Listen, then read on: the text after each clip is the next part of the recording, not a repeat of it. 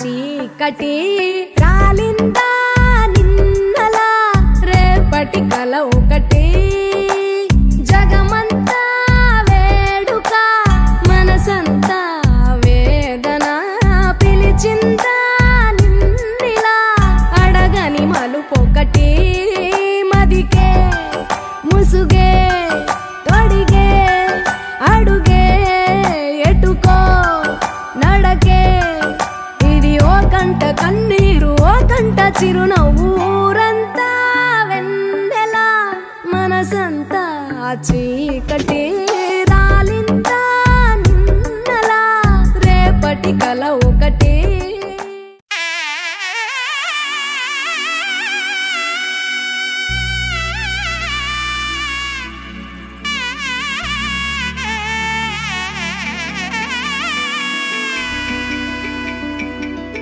అమ్మలాలో పైడి కొమ్మలలో ముద్దుల గుమ్మలలో సందళ్ళు నింపారే పందిళ్లలో బంగారు బొమ్మలలో మోగేటి సన్నాయి మోతలలో సాగేటి సంబరాలో కోయిలలో రామశకలలో పలకండి మంతరాలో కళ్యాణం గమనీయం ఒకటయ్యే వేళన వైభోగం కళ్యాణం గమనీయం ఈ రెండు మనసులే రమణీయం ముడే ముళ్ళట ముడి పడుతుంటే ముచ్చట నాలుగు దిక్కుల కంట చూడ ముచ్చటైన వేడుకంట ఆ పంచభూతాల తోడుగా ప్రేమ పంచుకొనే పండగంట ఆరరుగల నిండుగా ఇది నూరెళ్ళ పచ్చని పంట అమ్మలాలో పైడి కొమ్మలలో ముద్దుల గుమ్మలలో ఇంటి పేరు మారయి తందులో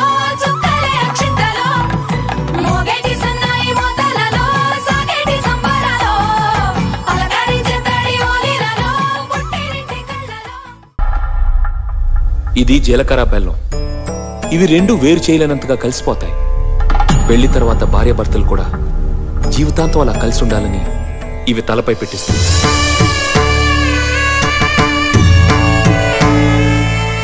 ఇది మంగళసూత్రం.